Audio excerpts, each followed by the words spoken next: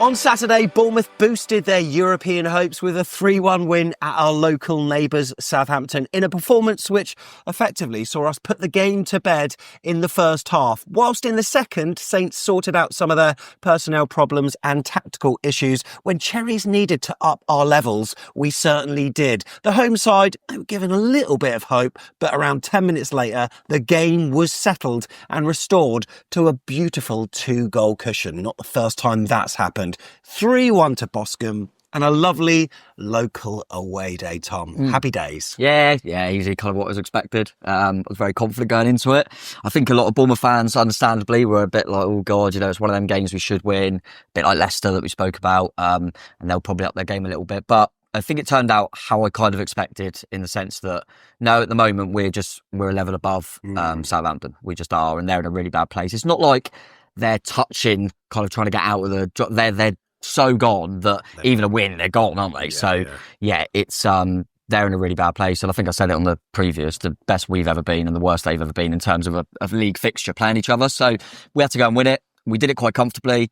They had a little 5-10 minute spell where we had a bit of a scare, but I always felt quite comfy. Yeah, you weren't nervous whatsoever, were you? Well, I was considering being nervous, but we had chances. One of them was scored, and it could have been more emphatic. And Tom, that game reminded you of a certain pre-season game back in July 2023, didn't it? Yeah, well, I think that was Iraola, wasn't it? So he has played. Yeah, so we had a friendly there. I think went 2-goal up, come back to 2-2, and then Brooksy got a winner late on, a little friendly. But I thought about it. I went back to look, and I thought, yeah, I was right. So Dango scored a header to open the scoring in that game, which obviously he did at the weekend. And it was on around 14-15 minutes, which is the same this time. And then after that, we went 2-0 up from a left-footed Ryan Christie strike on about 16-17 minutes. And it was Christie that assisted Dango as well for the first one too. Bizarre. Absolutely And then, like I said to you then, when we beat him in our relegation season, that was a 2-0 up cruising. They pulled one back. And then we scored right at the end to seal it 3-1. It was Callum, wasn't it? So, yeah, a few little things in there that I thought, that reminds me of being here before. And it's nice now that I go there and go, win here again. We used to never win there. And now it's just easy. That's what we do. We cannot wait to get into it. So before we get started, we need to tell you a little bit about Dana's Aquatic Academy that are based in New Milton. If you're a non-swimmer looking to learn to swim, a competent swimmer looking to develop your techers, or maybe an advanced swimmer looking to learn lifeguarding skills, then get in touch with Dana's Aquatic Academy.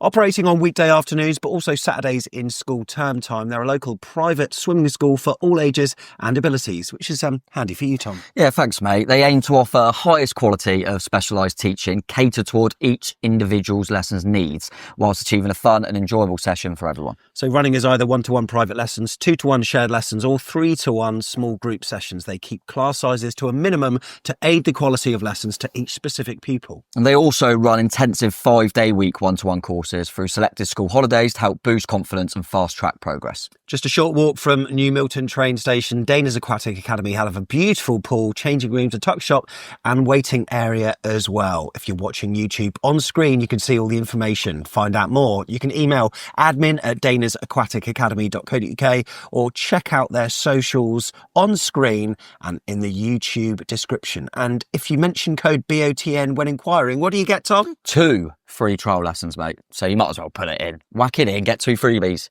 Happy days. And it's great to chat to Tom from Dana's Aquatic Academy. He was in Yates, had a quick catch up with him in the men's toilets of all places. But really good to see him. So make sure you check that out. So Tom, Southampton, like you said, they're a fan base that resigned to relegation. There was little atmosphere. And like you said, that vibe of being doomed already. Yeah. And I think the feeling of being doomed was probably understandable given their team selection as well, which, was a bit odd. One that you didn't predict. But before we get onto that, we need to check out the league table where please. Bournemouth are doing okay. We were in 7th. We're now in 5th. At one stage, we were in 4th. But Eddie Howe, let us down. What are you doing, man? But Manchester City are ahead of us by a point. That looks pretty though, Tom, doesn't it? Yeah, it's not bad, mate. It's not bad.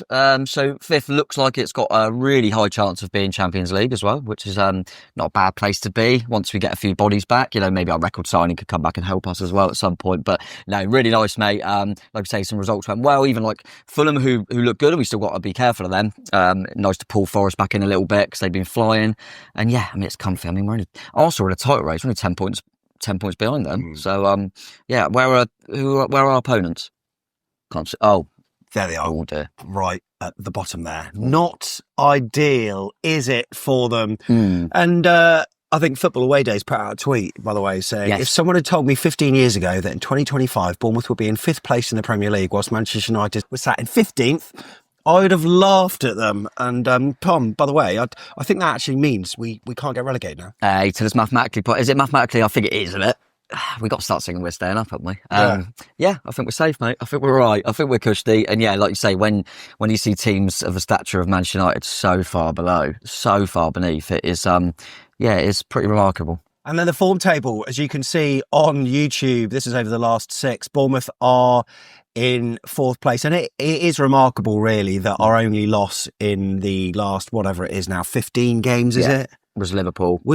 And a game that we played well in. Yeah. And I think also you got to remember, so, it wasn't long ago, we obviously had the cup game at Goodison and everyone kind of went, well, Bournemouth were just too good for Everton. I mean, we played a development kid, played Jefferson, we rested players.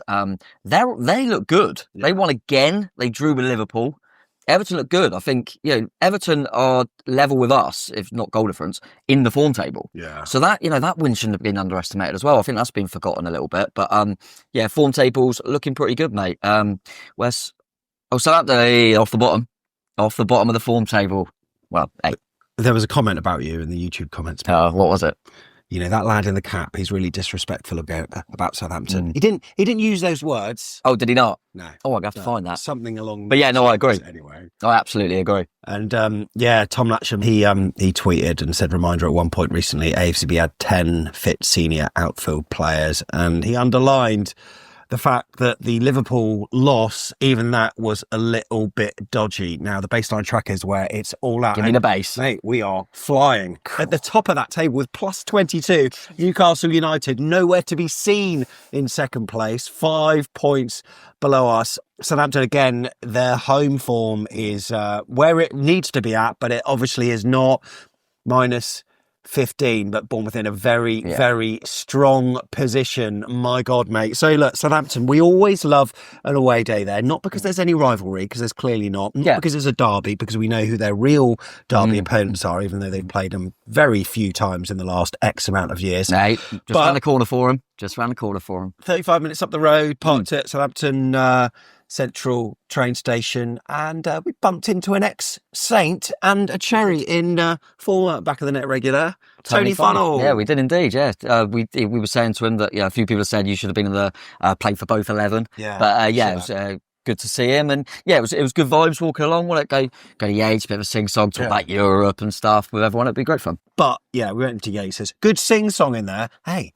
There's a little Sam Booth song. Sam, I'm mentioning your name. Sorry about that.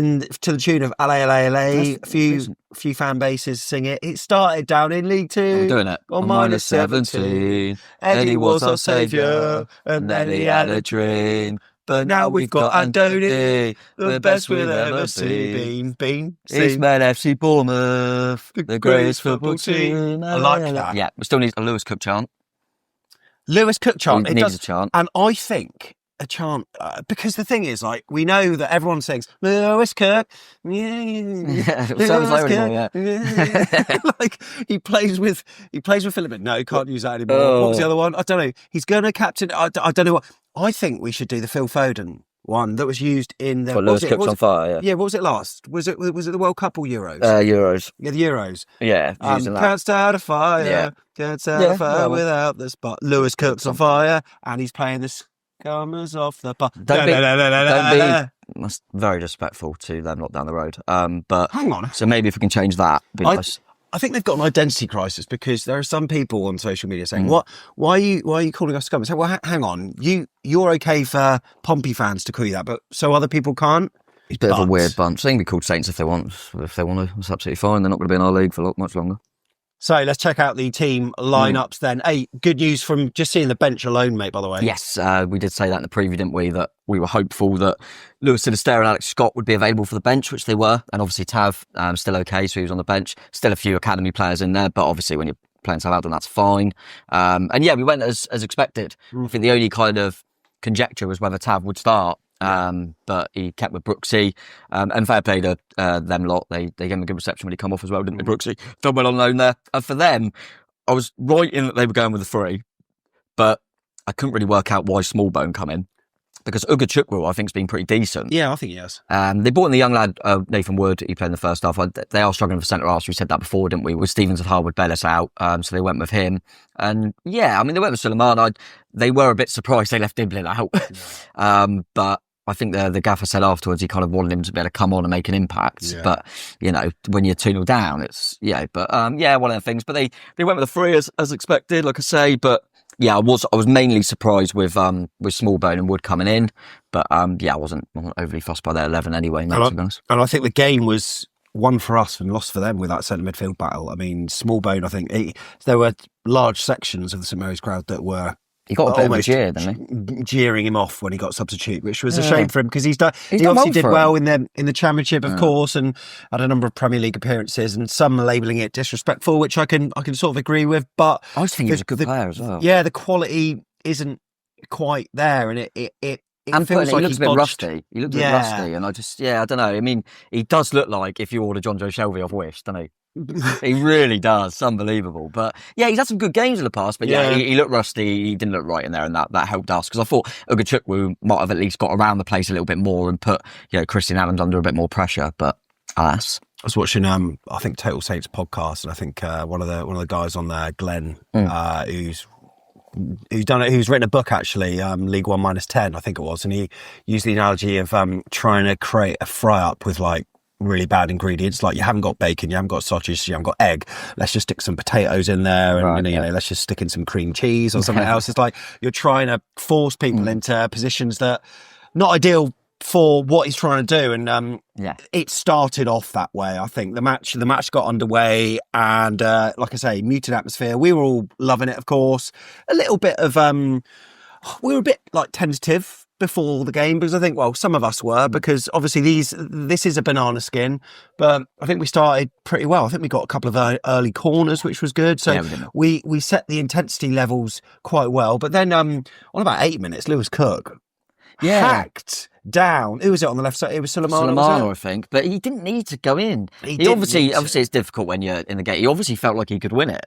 But I thought it was a silly one to dive in, because it's a yellow card all day, isn't it? So, yeah, but also, you know, for the rest of the game, up against him, who could probably do him for pace, it was quite a worry. They were saying, actually, I saw, I think it was Southampton fans, I think it was on X, I saw, that, because I couldn't believe it either. So Sulemana, who's obviously very, very quick, they switched his side later in the game, and I thought, what, getting run at someone on a yellow, surely? 100%. I could not believe that. That helped us, definitely. Yeah, that definitely helped us for sure, because he's got something about him, but if anything, he's just got a bit of pace, which, you know, you played against someone on a booking. We've done it before because Semenyo could play on both sides, and if one of them gets full yellow, you get Semenyo running at him. So yeah, that was surprising. So yeah, the referee gave a yellow card to Lewis Cook. By the way, you know what?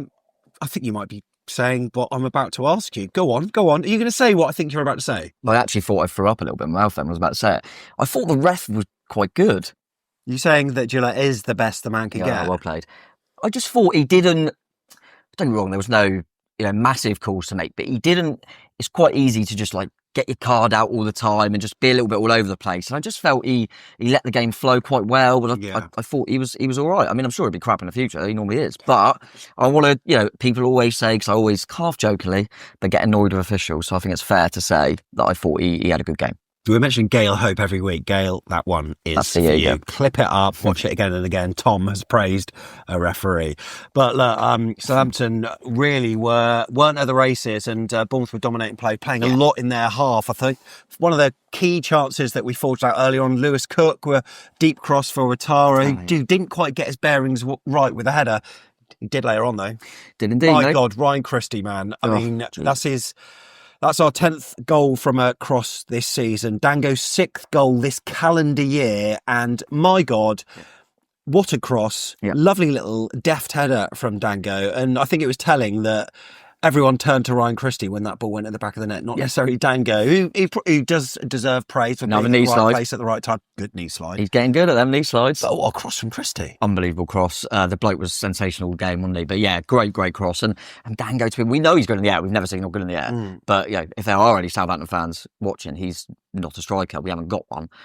But since he's been leading the line, by every game you think, oh, that's a striker's finish. You know what I mean? Just the way he gets himself in that area. Yeah. And yeah, we know he's good in the air, and it's a really nice little glancing header from him. And yeah, that's what we needed, because it was very reminiscent of the Everton game, I felt, where we started fast. Yeah. And you think, right, can we do what we did against Everton and get that early goal? Yeah. And then if we get it, then I'm comfy. And we were all saying that beforehand, weren't we? I think that first goal. Because it happened in the home game, remember? Yeah, Same scoreline in the home game. And I actually felt in the home game, they started okay. Not too bad. But then we scored. And then we scored again. Well, Fraser had a shot, didn't he?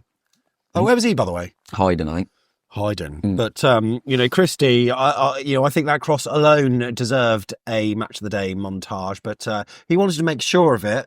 Moments later, we had a really good sort of spell of possession, and then I think there was a bad clearance from, I don't know who it was, Bednarek maybe, but Cliver was the man that cut it out, and then he just laid it on a plate to Christie, and as he just placed it onto his left foot, it was opening up for a shot. And yeah, we've said it before, his shooting ain't the best. Apparently in training he's I can imagine that. But what a good strike with his left foot past Aaron Ramsdale. Gave him no chance. Yeah, he was full stretch, Ramsdale. It was a hell of a finish. But it is a weird one, Christie, because we see with his crosses, we see with his passing range, he's obviously got that technique, but for some reason he seems to always go when he's in front of goal. But yeah, hell of a finish. He thoroughly deserved that. I think Andoni said the performances he's putting in, the consistency, he deserves some more numbers. He really does. So fair play to him for taking it on. And you wonder if little things like him getting that really good assist, his confidence up, he thinks, I'll have a pop here. Because there's sometimes where I think he could shoot and he tries a pass because he knows, confidence-wise from shooting. But really good finish. And then for me, obviously,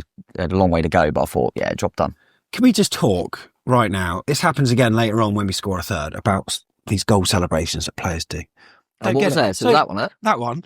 Right. Didn't mind that. And then later on, Alex Scott and Tavernier doing this thing. Did they look at the ground or something? Yeah, if you look at the alternate angle footage, and then there's all these handshakes, these little kind of gestures.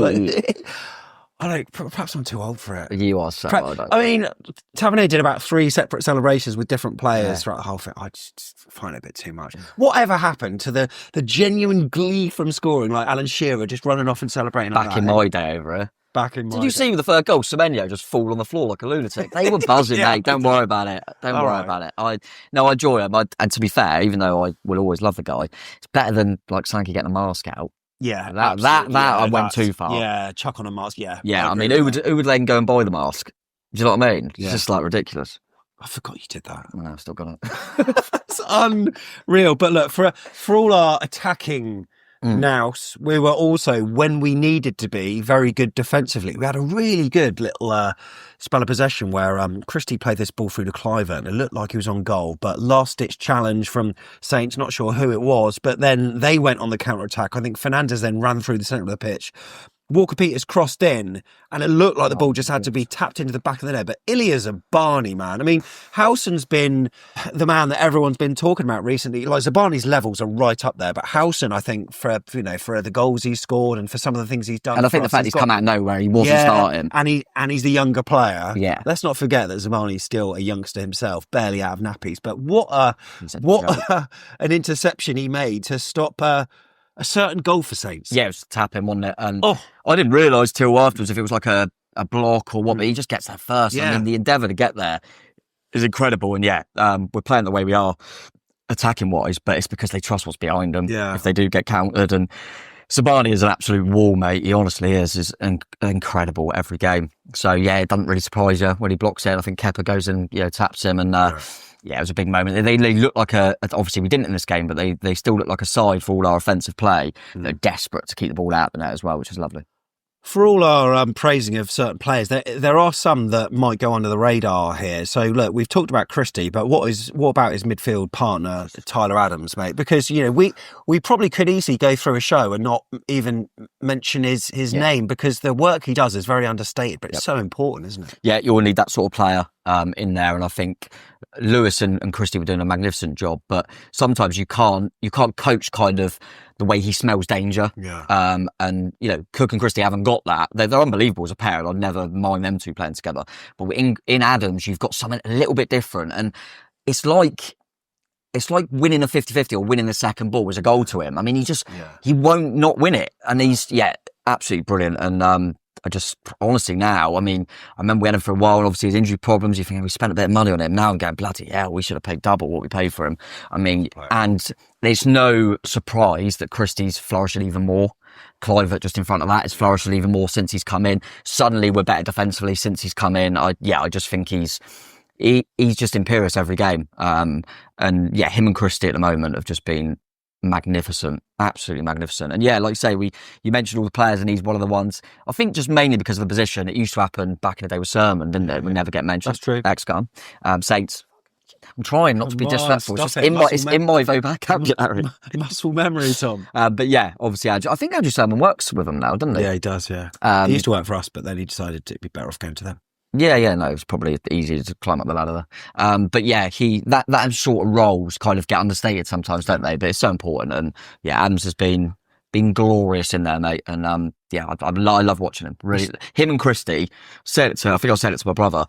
You'd hate to play in midfield against them two, because they're just there all the time. That they both show. Yeah. I mean, brilliant. How they go 90 minutes doing that, incredible. And we spent the rest of the half looking so superior, but weren't ruthless. We had a chance to make it 3-0. Probably our best chance was where Semenyo was really strong and set up Dango, who had a shot. And look, I'm sure he was brimming with confidence. I think he tried to power it between Ramsdale's legs. Good save by Rambo. Yeah, but watching back the highlights, Brooks was gagging for it. He was square, and it would have been a simple tap in for him. But you can't blame Dango when he's in that vein of confidence. He wanted to have a go, and we were 2-0 up. Yeah, well, I've already said it in this show in terms of reminiscent from the week prior against Everton, where we went 2-0 up and we were comfy. Do you remember Clivert at 2-0? Should have passed. And he tried to score against Pickford when he come on. Oh, yeah. He apologised to the away fans, didn't he? Of course, yeah. It felt very similar to that. It did. Kind of like, they would have passed it if there was only a goal in it. But yeah, I don't mind the confidence, mate. I'd rather that. And listen, it wasn't like an impossible angle to score from. Ramsdale still makes a good save. But yeah, maybe if he had looked up a little bit, he could have seen Brooksy there. Yeah, so as we look at the shots chalkboard, if you're looking at YouTube, this is over the whole game. Bournemouth with 14, Saints with 11, and it felt as though the first half, I don't know, I felt as though we needed more than what we had. I mean, you were fairly comfortable because Southampton's threat, I mean, it was bare. It was bare. There was nothing from them. Seldom did they cause us any problems. I think they had one shot that was a P-roller that sort of pulled wide. Their lack of urge, I think, for getting into the final third, that's exemplified on the heat maps where they're barely in the penalty area. They did have 25 touches in our penalty area, but that was over the course of the game. But look at this as well, though. I mean, it's not very good, is it? You want your team to be everywhere, and they didn't really get into the Bournemouth box. And also the average positions, of course, this is over the course of the whole game. This probably demonstrates, Tom, whereabouts they went wrong here. Firstly, lack of width here. They're so clustered in the middle of the park. So you would think that meant they dominated there, but they absolutely didn't. I think maybe Smallbone was struggling. Fernandes is his kind of midfield partner. He wasn't on the ball as much as they probably wanted him to be. But Christie and Adams, because they were dominating, I think that more players were maybe being pulled in to try to win that battle, and they weren't. And look at our formation in comparison. I mean, that is basically how Andoni would be looking at, thinking that's perfect for us. Look at the high full-backs, superb. Christie and Adams alongside each other. Clivert up, helping Ouattara as well. That's brilliant. And also the wingers as well, coming into those half spaces, the sort of middle flanks as well. Perfect. Yeah, absolutely perfect, mate. And as you said with Southampton, what I couldn't get my head around is I thought, listen, they're a team on low confidence, they're playing against a team that are in good form. They had the striker looked about 7 foot. I don't know how big he is. On the actual massive.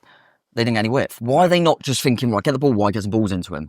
Because I don't really understand why you play him if you're not going to get balls into him. No. Do you know what I mean? And he still was okay, I thought. I mean, he helped in the second half of their goal. But I I couldn't really understand why they didn't just get some balls in the box. I always think Walker Peters is a decent fullback / wing back. Could have got him forward a little bit more. Maybe they were just a little bit cautious, and they probably looked at the way we dominate midfield a lot with the energy in there that we've already spoken about, and just tried to kind of solidify that area as much as they could. But yeah, it didn't work for them, mate, and they'll know more than me that just whatever they try at the moment is not quite working. I think Walker Peters wasn't very good, but then you are contending with Semenyo. Yeah, of course. So, yeah, problems for them. It was like watching Brazil, Tom, or was it? Oh, I see what you're doing. It's just like watching James Hill. It's just James Hill was just down there. James Hill was in the crowd. Yeah, not only that, I didn't realise this until afterwards. There was a certain other Cherries player that was there as well.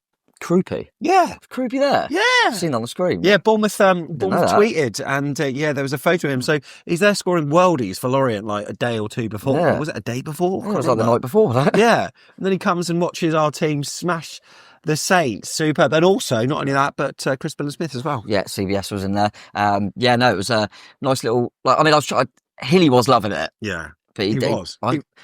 I just couldn't get to tell. I really wanted his attention. I was trying to shout to him everything, but James Hill. I just kept shouting James Hill.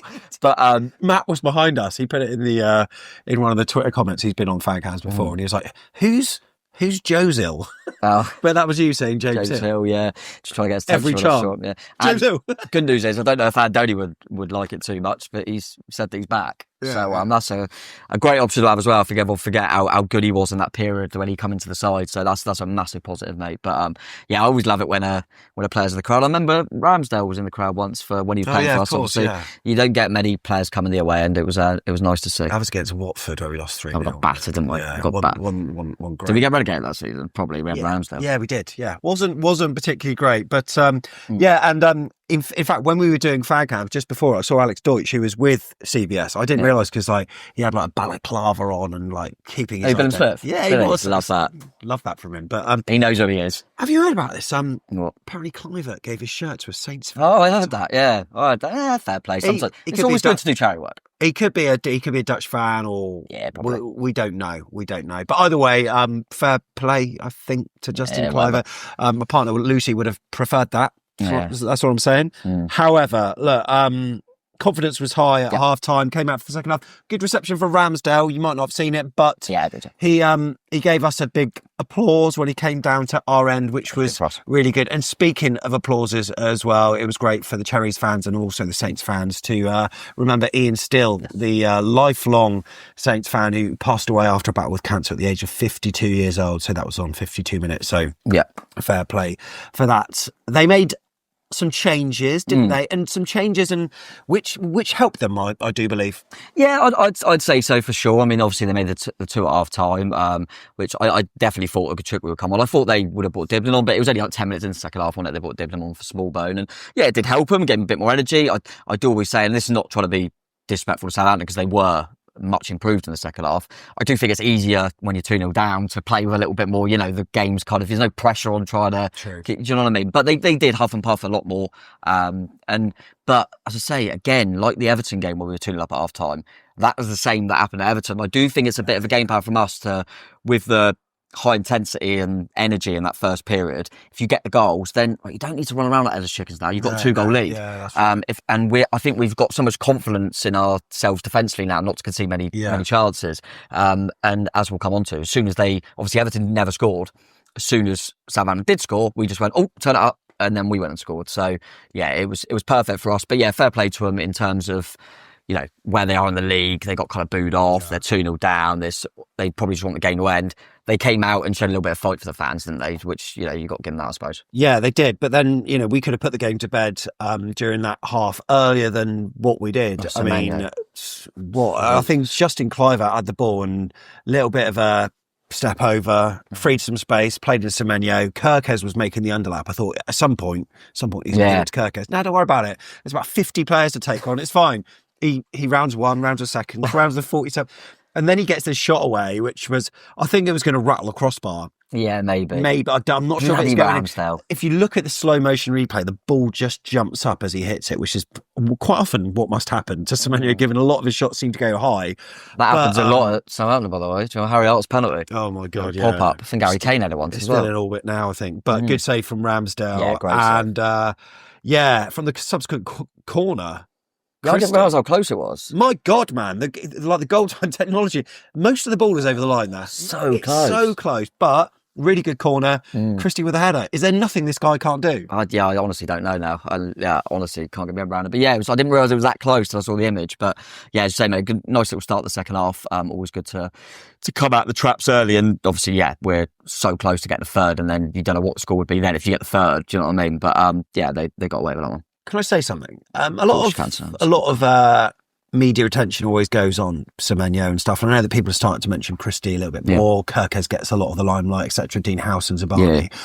And we fear for those players being plucked by other teams. Ryan Christie, I don't know, but I just feel quite secure that he'll be at Bournemouth. Yeah, Are there not teams that would want a player like that or not? Is he unfashionable? Like, I don't really. There's always players like that, because I say the same with Lewis Cook, really. I don't really understand why, but I don't see him going anywhere. So, yeah, happy days, mate. But let's keep it that way, can we? Yeah, absolutely. So the attacking momentum, if you're watching YouTube, I mean, we weren't pressuring with the same intensity and losing a lot of 50-50s, you could say, but Saints had a little bit more of it, as you can see. The height of the bars on screen indicate just where they are more intense, and they were intense on the 73rd minute. I think we lost the ball in our half. Tyler Dibbling, really good footwork through the middle of the park. The attack broke down, and then the ball was kind of loose. I think it came out to Christie, who headed it, and it was between Tav and Clivert to win that ball back, and there was a bit of indecision. I think Tav's getting maybe more of the blame, especially from some of our own players, actually. When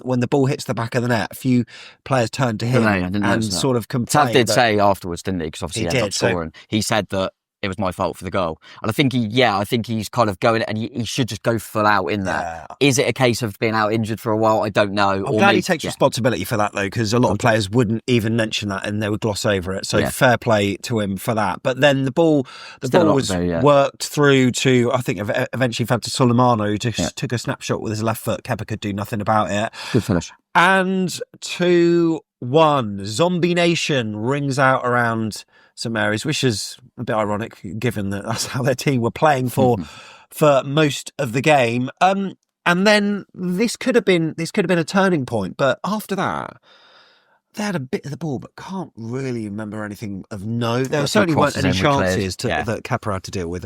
No, they had the ball at a few wide areas, tried to put some balls in, but we dealt with it quite well.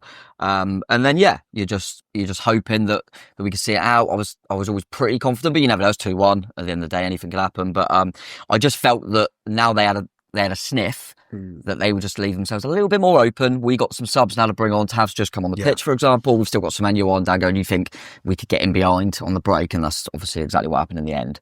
Like you said, Lewis Cook, it's funny why they changed the side of the winger. Why did they do that? Because Soleimano, I think, switched. There was no reason for that. But I think a lot of Saints fans are looking in hindsight now at some of the decisions and also the starting lines, as you would after a loss, and thinking, of course, why has he done that? There are times where we've been absolutely baffled by what Andoni Iraola's done before the game, and then afterwards we're like, it worked. Yeah. It always does seem to work for Iraola. Nothing better than Everton away being 2-0 down with 5 minutes to go and taking off your striker and not having a striker on the pitch and scoring 3.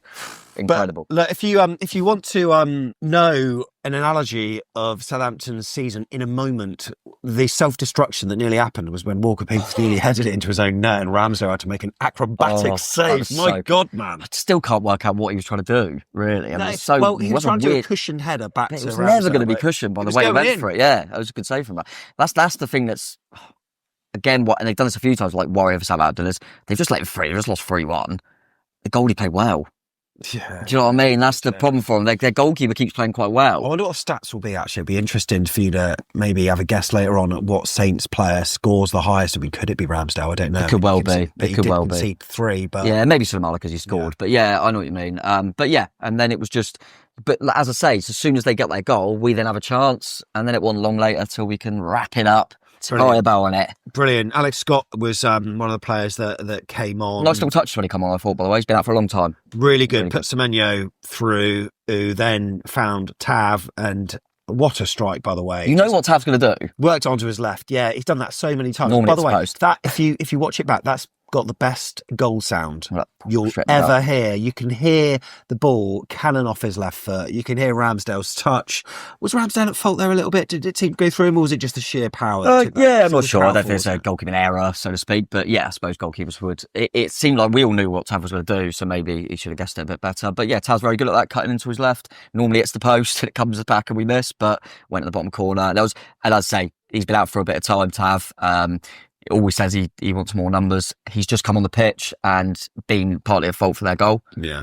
Great moment for him to score. That was big, I thought. And you could see that from all the players that were buzzing for him. And yeah, some sexy celebrations and show me the way. Show me the way. We'll have to talk about that chant, which we were ringing out for a lot of the game. We had other chances as well. There was one where Tav was running through, and it looked like he could get a shot away, but Ramsdale, I think, just forced him out wide a little bit, and then the attack broke down. Then Kirkes also, this was at 3-1 with minutes to go, running down the left side, a bit like Newcastle. At 3-1. I know, I thought, here we go. And he tried to that was really unselfish. I thought Kirkes was to smash this. I actually felt this one he should have. Yeah, it was just behind Semenyo, and someone else was running, unlucky. maybe Tav, I can't remember. But, Yeah, might be the Jebinator. Yeah, could have been Jebo, because he came on and... Nutmeg. Oh, the Jebo. When he always does some little bit of skill, don't you think, hang on, is he good? But is he? I think he gives us what we need at the moment, that when we need a little bit more energy because, Dango's ran his race or they're working so hard out there, he comes on, presses and makes himself a nuisance. And that's what he's there to do. So, yeah, listen, he didn't expect to play any Premier League minutes this season. So, yeah, pleased for him. And when you think of the players that Andoni has been able to develop, even in this short amount of time, that you know what, there is no glass ceiling. I mean, he could go as high as he wants to. Yeah, I literally said that to my mate. Going. I literally said that to my mate the other day. I was saying, is Jefferson good? Blah, blah, blah. The fact of the matter is, it's not going to do him any harm being coached by Andoni Iraola, is it? No. So yeah, watch this space. Maybe we got a player there. So look, there's always a chance that we sing "Scummers get battered everywhere they go" and all that kind of stuff. They make it so easy to sing it, though, don't when they? the Saints go Championship, but that was not the theme of Saturday, because we were all singing for like I say, a lot of the game. Is this a way to Barcelona? Bayern Munich, Lazio, Roma. Bournemouth boys were taking over. The Champions League awaits for me. Sha-la-la. Love it. Oh, I love it. It's a great chant. It's great. It's just mental that we're singing about Champions League. I mean, it could happen. Couldn't it? It could happen. I mean, Oh my God, it could. Look, we're going to talk about the games that we got coming up, and watching the Wolves game on Sunday. It's not going to be. That's not going to be as academic as we want it to be. What was quite handy after Saturday was us getting the win, but also some of the other results as well going for us as well. Yeah. Fulham did us a favour by bringing Forest closer in. Yeah, I think think the gap now 4 points. Yeah, something like that. I think I would have. Yeah, a draw or Fulham, I would have said in that game. We obviously, ideally we want to City and Newcastle to draw, but obviously City got the win.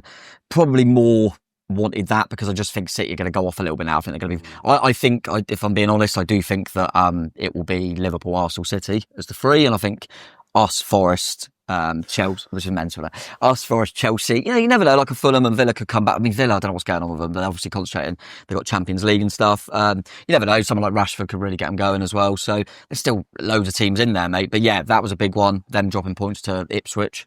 Was a surprise. So that was like a real surprise one. But yeah, it just keeps happening. I just don't understand why it's not. Why are we really good? It's mental.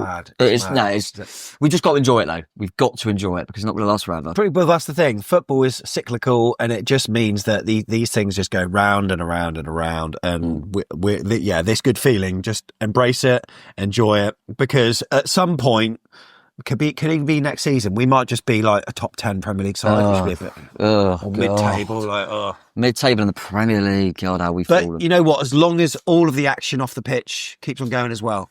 In terms of training ground, of course, stadium, all that kind of stuff, get a legacy from this amazing and if we need, Premier League era. Obviously, all that costs a lot of money. But Southampton will help us out if we need some buckets on that. They'll put in. They're a good bunch. It's the first time we've done the double over them in a season. First time we've won 3 in a row against them. And was it in doubt? Well, the Opta XG stats show that it probably wasn't. We had 1.20, so we overperformed. Saints 0.79, so about right. Yeah. But I don't think the game was really ever in doubt. And if you're watching YouTube at the moment, you can see the stats on the screen that show that Bournemouth had more shots, more big chances, more corners, more passes, more everything, mate. I was just quickly looking because I can't remember. Just wanted to make sure it was definite on there when you were talking about different stats. Obviously against Southampton, 3 in a row, blah blah. I swear we did another one, didn't we? There it is. Unbeaten in our last 7 Premier League away games, which is our longest ever. So that's another nice little record there for Andoni. I think, by the way, after our Everton match, we said, it's the first time we've done the treble over a side since when? And Mark Cole, Statman Cole, who's been on fan cams a few times, support the channel as well. He said back in, I don't know, in the 2010s at some point, Carlisle.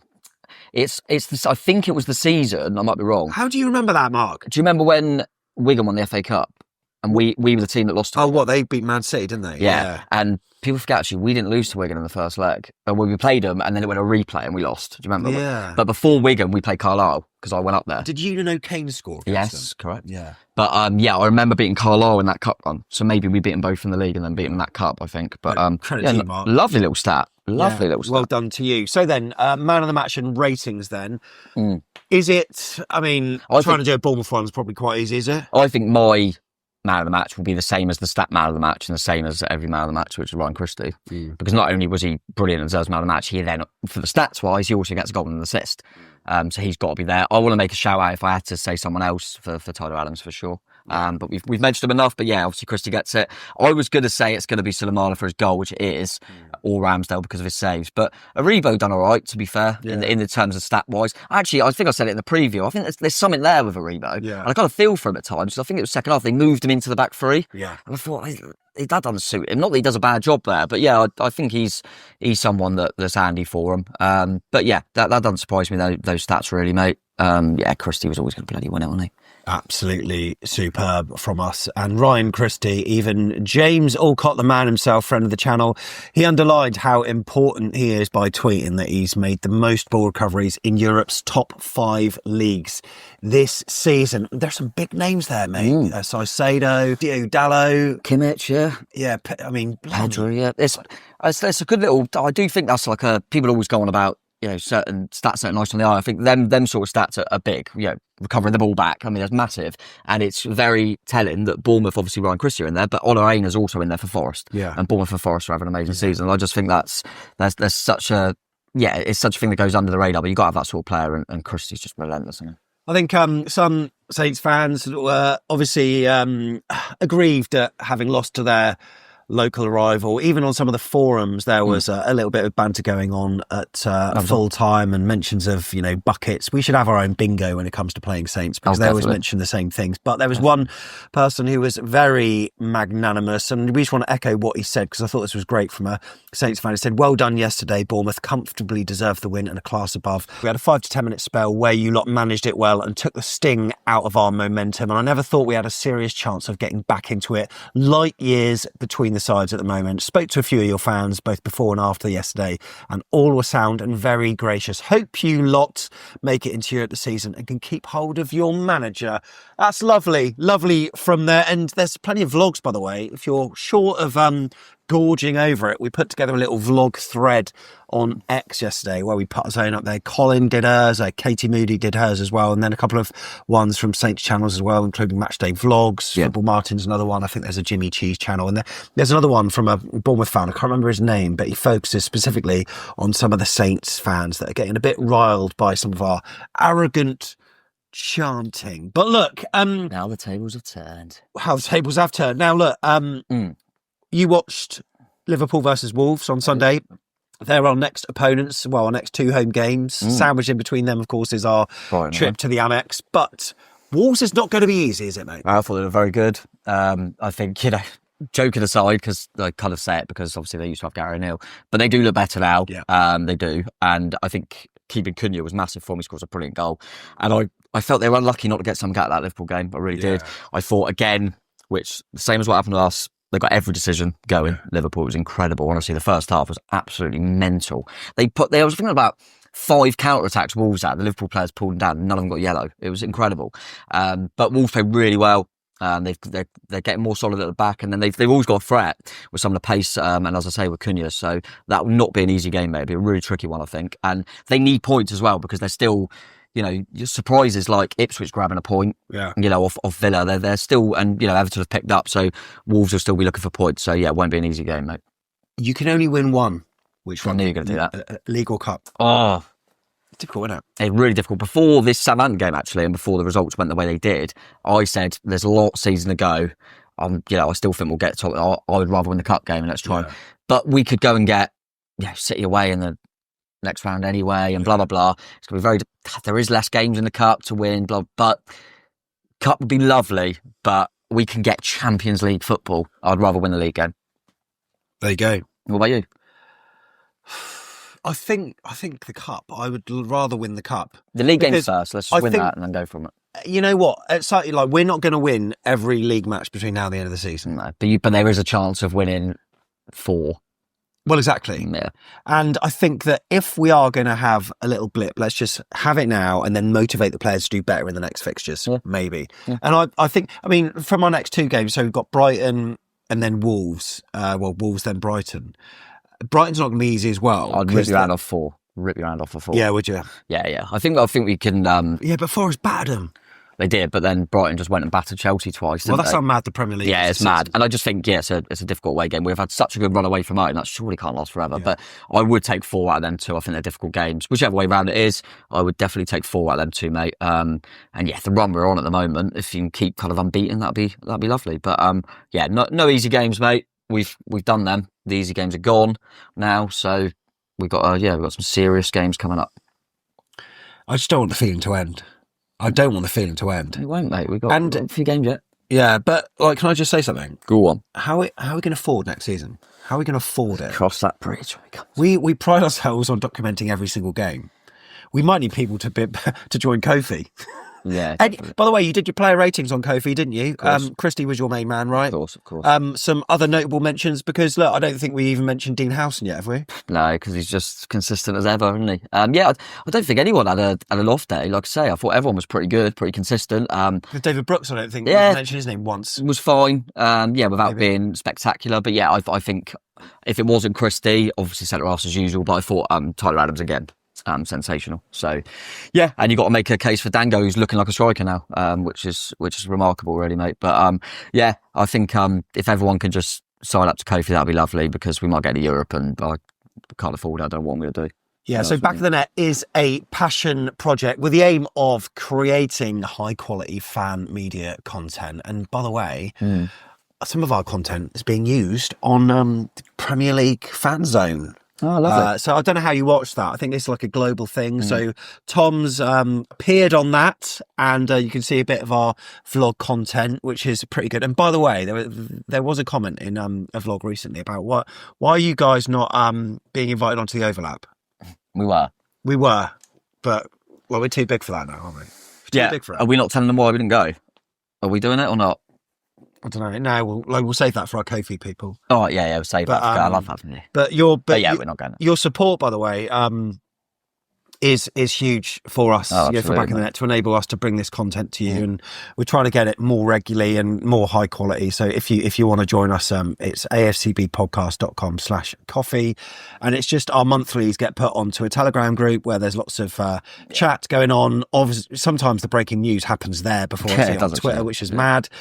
First look content, post our bloopers every so often, and show input as well. Help with the thumbnails, because I sometimes struggle with ideas for that. Helping us title the videos, and just a really good vibe. And Tom's player ratings are posted after every single game. Just a minimum of £3. That's less than half a pint. It is, mate. So get on. Did you see, by the way, it was like £6.50 in Moretti or something in Yates before. Then after the game, they were £2. Real joke. Yeah, they done it before. Yeah. But I heard that because I think some went back and they said that they'd done that. But it's understandable. They knew we were going to pay it. But I just thought that was funny. However you have been taking this content in, we truly appreciate your time. And if you did like it, there's a couple of things you can do to really help us out, especially if you're watching on YouTube. Yeah, definitely. If you liked it, then click the like button. That'd be the least you can do. And then, yeah, click the bell, you see when all the stuff's out, and click the subscribe button. That's the most important. So we'd really appreciate it as always. Good stuff. Leave a review on the podcast app if you can as well. But until the next one, up the Ches. Is this the way to Barcelona? It might be. I'll get everyone a pint if we're in Barcelona. Jesus Christ. You've heard that. Oh.